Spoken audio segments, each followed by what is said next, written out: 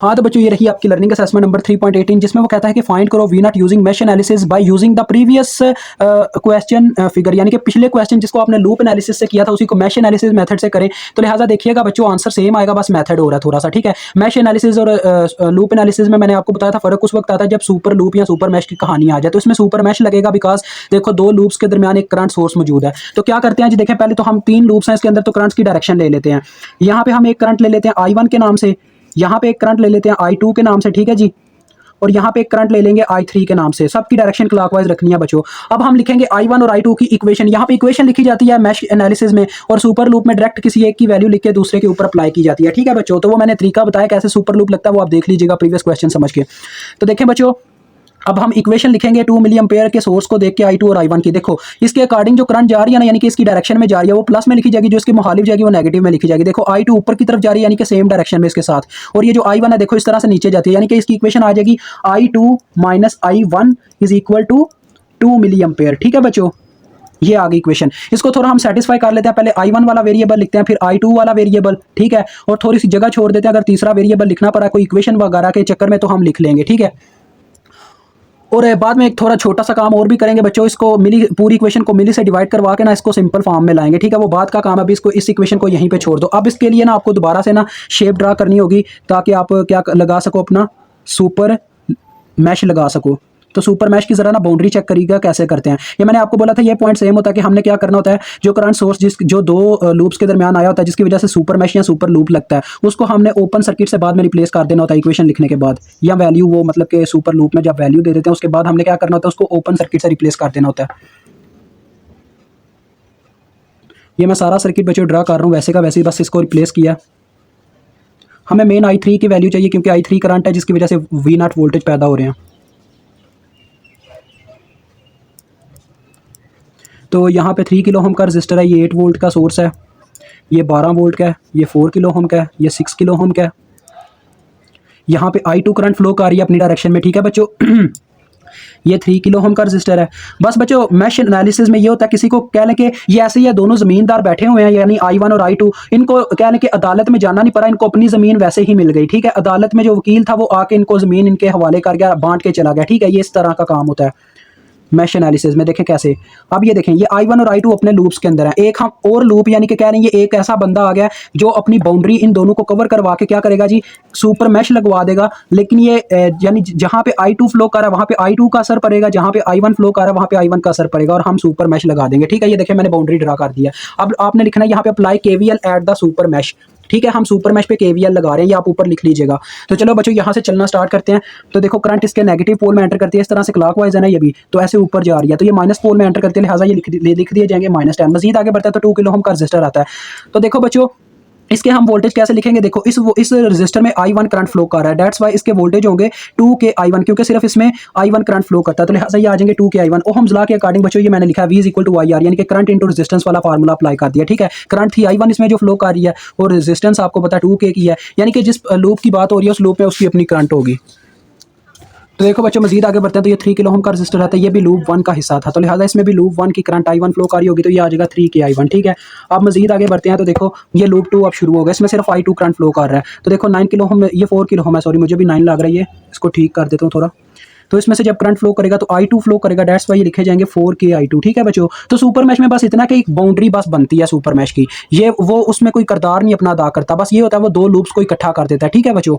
और super loop में आपको पता है सुपर लूप में करंट दूसरे के घर हिस्सा लेने चली जाती है, वो दूसरी करंट की वैल्यू इनडायरेक्टली उसी करंट सोर्स से मिल चुकी होती है। ये आप समझोगे जब वो वाला क्वेश्चन, तो आपको समझ आ जाएगी जो प्रीवियस लर्निंग असेसमेंट थी। तो आगे देखो करंट इसके नेगेटिव पोल में एंटर करेगी अपनी डायरेक्शन के अकॉर्डिंग, तो ये आ जाएंगे -12। मजीद आगे बढ़ते हैं, तो ये 6 किलो ओम का रजिस्टर आता है, तो यहाँ पे लिखता हूँ 6 किलो ओम रजिस्टर में देखो बच्चों I2 की करंट की डायरेक्शन इस तरफ है और I3 इस तरफ जा रही है, यानी कि दोनों की डायरेक्शन अपोजिट है। ये I3 राइट साइड पे जा रही है, I2 लेफ्ट साइड पे जा रही है, दैट्स वाई बात हो रही है सुपर मैश की। तो सुपर मैश में कौन सी दो करंट्स हैं, I2 और I1, तो इन दोनों को ही सिर्फ पॉजिटिव लिया जाएगा, दैट्स वाई हम I2 को पॉजिटिव रख देंगे और I3 करंट नेगेटिव में चली जाएगी क्योंकि अपोजिट डायरेक्शन थी, ठीक है। अब 3 किलो ओम का रजिस्टर आता है, तो इसके केस में भी वही कहानी है, I1 देखो ऐसे नीचे जा रही है, I3 ऐसे ऊपर जा रही है, ये भी अपोजिट डायरेक्शन, लेकिन I1 जो है वो सुपर मैश के अंदर आती है, दैट्स वाई उसे पॉजिटिव रखा जाएगा, तो I1 - I3, ठीक है बच्चों, इस तरह से हो जाएगा।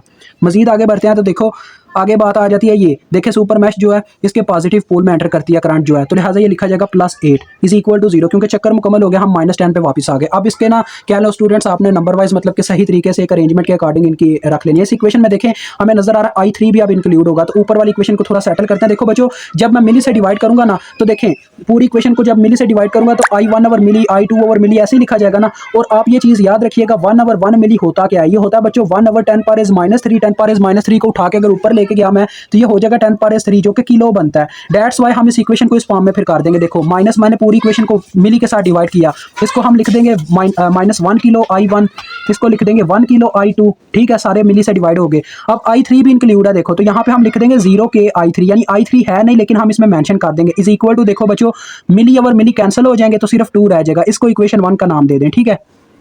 ठीक हो गया बच्चों। अब इसमें इक्वेशन है जो आपकी 2 बनने वाली है उसमें भी आप यही अरेंजमेंट रखें, पहले I1 का वेरिएबल, फिर I2, फिर I3 और फिर इज इक्वल टू कांस्टेंट। तो देखें पहले I1 वाले इकट्ठे करते हैं, 2 के प्लस 3 के 5 के I1 हो गया, और ये 3 के I1, यानी कि टोटल हो गया 5 और 3 8 के I1, ठीक है बच्चों। अब I2 गिनो, 4 जमा 6 10 के I2।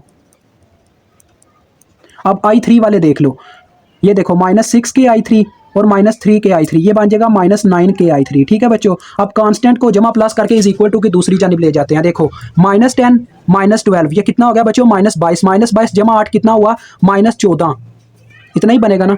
हाँ -14 दूसरी जानिब जाके क्या हो गया +14, ठीक है बच्चों। तो ये आ गई आपकी इक्वेशन नंबर 2। अब इक्वेशन नंबर 3 कैसे लाएंगे, देखो क्योंकि ये बन रहा है बच्चों 3 वेरिएबल्स का क्या है इक्वेशन बन रही है, तो दैट्स वाई हमें 3/3 का मैट्रिक्स लेके ही से हल करना पड़ेगा। तो उस वक्त बन सकते हैं जब हम तीसरे लूप के ऊपर भी केवीएल लगाएं, ये तीसरा लूप रह गया तो इसके ऊपर अब हम केवीएल अप्लाई करेंगे। आपने लिखना अप्लाई केवीएल एट लूप 3, ठीक है बच्चों। तो चलो आओ स्टार्ट करते हैं, यहाँ से चलना स्टार्ट करते हैं। तो देखिए करंट इसके नेगेटिव पोल में एंटर करती है, लिहाजा ये आ जाएगा -8। मजीद आगे बढ़ते हैं तो ये 3 किलो हम का रजिस्टर आता है, इसमें 2 करंट्स पास कर रही हैं, एक I3 और एक I1। अब ऐसा नहीं है कि 3-4 करंट्स पास कर रही हो, क्योंकि ये क्या है जी मैश एनालिसिस है। मैश एनालिसिस की जो बाउंड्री होती है वो कोई करंट नहीं होती, वो सिर्फ एक बाउंड्री कवर करता है, ठीक है बच्चों। तो सिर्फ I1 करंट है इस तरफ। तो देखो बच्चों I3 ऐसे ऊपर जा रही है, I1 इसमें से ऐसे नीचे जा रही है, दैट्स वाई दोनों की डायरेक्शन अपोजिट हुई। लेकिन लूप 3 की बात चल रही है, दैट्स वाई हम लूप 3 की करंट प्लस में लिखेंगे और लूप जो दूसरा है उसकी करंट नेगेटिव। ऐसे ही 6 किलो ओम की जब बात आई तो देखो उसमें भी करंट की डायरेक्शन अपोजिट, I3 इधर और I2 ऐसे अपनी लेफ्ट साइड पे जा रही है, ये राइट साइड पे। तो ये भी ऐसे ही होगा, I3 प्लस में और I2 माइनस में। मजीद आगे बढ़ता है तो ये 6 किलो ओम का रजिस्टर आ जाता है, तो यहाँ पे सिर्फ I3 पास करती है, तो ये आ गया 6 के I3 इज इक्वल टू 0, यानी चक्कर मुकम्मल हो गया। अब इसकी इक्वेशन बना लो, पहले I1 का वेरिएबल ले आओ, तो देखो -3 के I1 है, सिर्फ -3 के I1, ठीक है बच्चों। मजीद आगे बढ़ते हैं, I2 वाला वेरिएबल देखते हैं, तो ये I2 वाला वेरिएबल इसमें -6 के I2, सिर्फ -6 के I2 आता है। अब I3 वाले इकट्ठे कर लो, देखो +3 के +6 के 9 के I3, 9 और 6 कितना हो गया, 9 और 6 कितना हो गया 15 के I3 आ गया।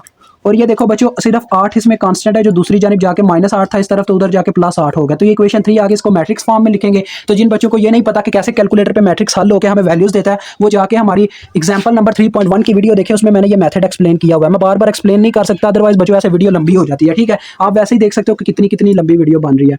तो पहले हम क्या करेंगे, इक्वेशन 1 के साथ जो वेरिएबल्स के साथ कॉन्स्टेंट है उनको लिखेंगे। देखें -1 के, फिर 1 के, फिर 0 के, ठीक है बच्चों।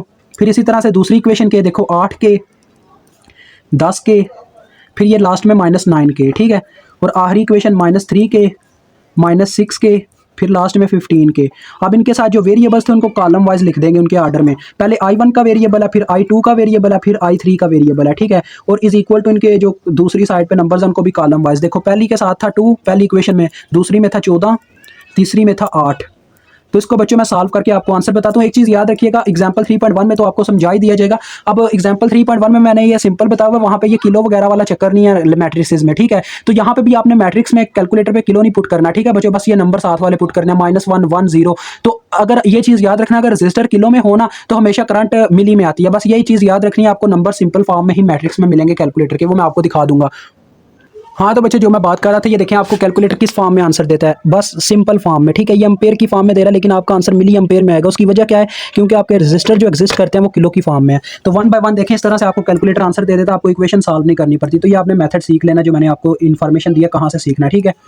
तो ये आगे 0.47 मिली एम्पेयर। I2 हमारे पास बच्चों आई है 2.47 मिली एम्पेयर, और I3 आपके पास आई है जी 1.62 मिली एम्पेयर। ठीक है, जब मैंने पहला क्वेश्चन सॉल्व किया था, यानी कि इसको पहले मेथड से किया था, क्या नाम है, सुपर लूप के मेथड से, तब भी बच्चों यही वैल्यू आई थी I3 की।